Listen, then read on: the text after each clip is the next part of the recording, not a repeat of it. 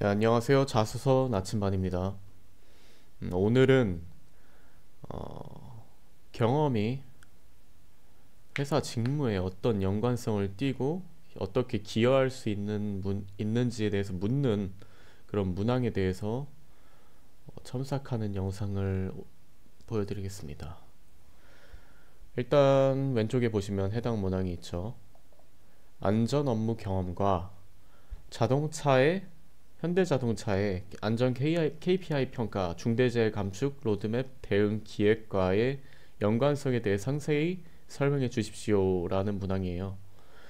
일단 이 문항의 기본적인 의미를 알고 이제 자소서를 쓰기 시작을 해야 돼요.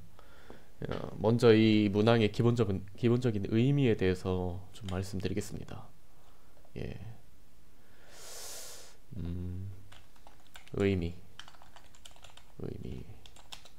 의미는 일단 이 직무에 대한 경험이 현대자동차의 이 평가나 로드맵에 어떻게 연관성이 있는지 써달라는 것은 자신이 겪은 경험이 현대자동차의 특정 직무에 어떻게 기여할 수 있을지 이걸 묻는 거예요. 네. 여기서 안전 업무 경험이라고 해서 뭐 자신의 경험이 아니라 뭐 그냥 세상에 널린 그냥 여러 가지 경험이 이 현대자동차의 이런 일들에 어떻게 연관이 있을지에 대해서 묻는 것일 수도 있죠, 어떻게 보면. 근데 자기소개서는 자신을 소개하는 거잖아요. 네, 그 점을 봤을 때 자신이 겪은 경험이 현대자동차에 어떻게 기여할 수 있을지를 작성하는 겁니다. 이 의미를 기반으로 한번 첨삭을 해볼게요. 네, 한번 읽어보겠습니다.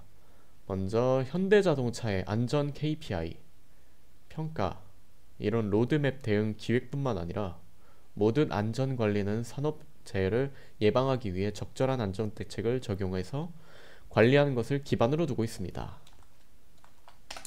네, 일단 말이 되게 길어요. 일단 말이 되게 길다. 일단 무슨 말을 하려고 하는지 핵심적인 내용이 딱히 없는 것 같아요. 그리고 그냥 이건 객관적인 정보라고 저는 생각을 하거든요. 어떤 사람들은 다른 분들은 이거를 기업에 대한 관심 표현이라고 생각을 할 수가 있어요. 근데 제가 말씀드렸죠. 이 이 문항의 의미가 뭘까요? 의미를 기반으로 생각을 해봤을 때는 이 말은 전혀 의미가 없어요. 전혀 필요가 없는 그런 말입니다. 쓸모없어요. 쓰레기예요. 네. 그냥 삭제를 해도 무관한 그런 글이라고 볼 수 있습니다. 일단 다음을 또 볼게요. 따라서 안전 업무 경험은 안전 KPI 평가와 중대재해 감축 로드맵 대응 기획 사이에 긍정적인 영향을 끼치며 네, 긍정적인 영향을 끼치고 현대자동차가 안정성을 강화하고 안전관리를 체계적으로 수행하는 데 도움을 줍니다. 안정성 강화, 안전관리를 체계적으로 수행하는 데 도움을 준다. 네, 이런 내용은 좀 쓸만하죠. 이러한 안전의식, 안전시설, 안전제도 등의 상호작용에 작용해서 나오는 결과와 조합되면 안전한 작업 환경을 구축하고 사고 발생 가능성을 최소화하는 데 기여할 수 있어요. 사고 발생 가능성 최소화. 뭐 이런 부분들이 이제 연관성이 있다고 볼 수 있는데 이거 작성하신 분이 솔직히 말씀드리면 이렇게 작성하시면 안 됩니다. 이렇게 작성하시면 떨어져요. 왜냐면은 너무 대충 작성했어요. 보시면 긍정적인 영향을 미친대. 우리는 긍정적인 영향을 미친다고 했을 때 되게 여러 가지 의미로 볼 수 있는데 어떤 긍정적인 영향을 미치는지 구체적으로 더 써줘야 돼요. 이런 식으로 둘이 뭉실하게 써지면 무조건 탈락합니다. 예. 뭐 그 다음에 안정성 강화, 뭐 사고 발생 가능성 최소화. 결국엔 이 두 가지도 딱히 의미가 없어요. 왜냐면은 안전성 강화, 이 말은 결국엔 사고 발생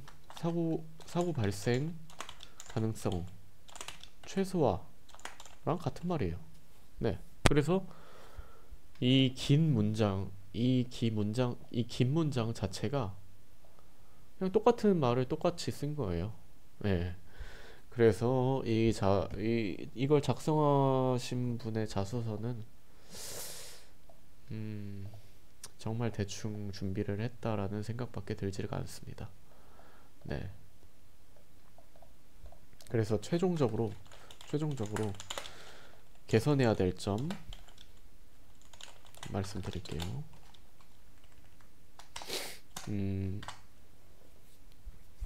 첫 번째로는 일단 어떤 영향을 끼칠지 좀 더 조사를 해봐야 됩니다. 안전 업무 경험이 이런 평가나 로드맵 대응 기획에 어떤 영향을 끼칠지 조사를 해야 됩니다.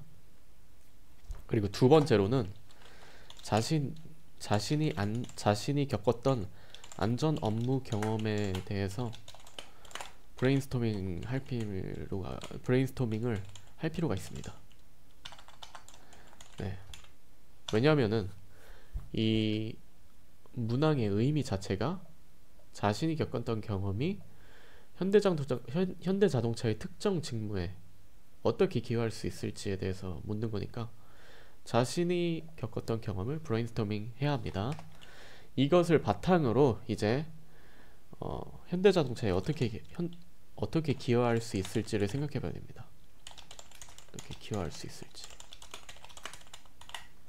생각해야 됨. 네.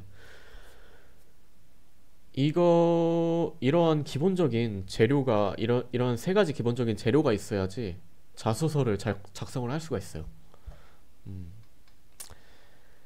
일단은 뭐 방향성이나 재료 관점에서 먼저 첨삭을 한 것이고요. 네. 다음으로는 문단 구성에 대해서 첨삭을 드릴게요. 이 문단은 총 3문단으로 만들어야 됩니다. 3문단. 3문단을 어떻게 만드냐? 첫 번째 문단, 두 번째 문단, 세 번째 문단, 이렇게 3개를 구분을 해가지고 이 재료를 하나씩 끼워 넣으면 됩니다. 첫 번째 문단에는 어떤 영향을 끼칠지에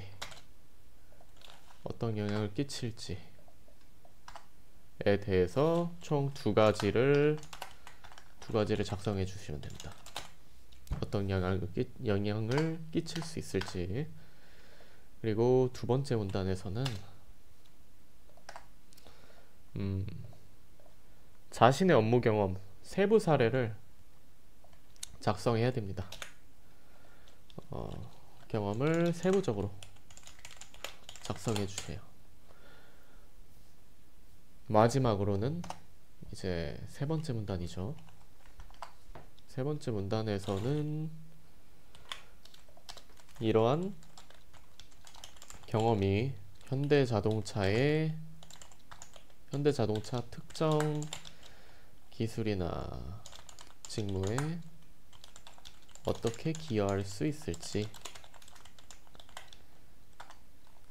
작성해 주시면 됩니다. 이렇게 3개의 문단으로 작성을 해줘야지 좀 더 가독성이 있고 인사 담당자들이 읽기 쉽게 읽을 수 있는 그런 자소서를 완성할 수 있습니다. 정말 만약에 이제 다른 사람한테 이런 자소서를 보여주지 않고 그냥 제출을 했다면 바로 아마 탈락하셨을 거예요. 그러고서 이제 나는 진짜 안 되나 보다, 포기해야겠다, 이런 생각을 하셨을 텐데 정말 다른 사람한테 이런 걸 보여줬다는 그 용기 자체가 잘하신 거예요.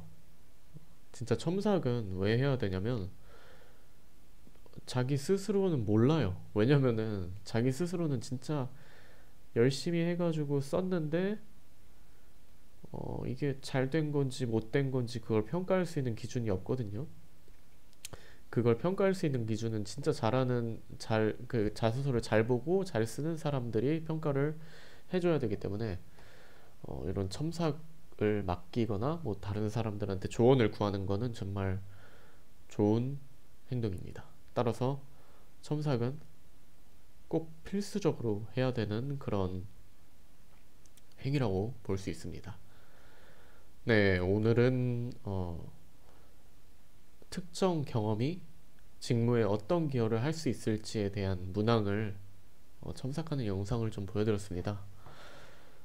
이후 영상에서도 되게 뭐 여러 가지 자기소개서 첨삭 영상을 보여드리겠습니다. 네, 오늘은 여기까지 하겠습니다. 감사합니다.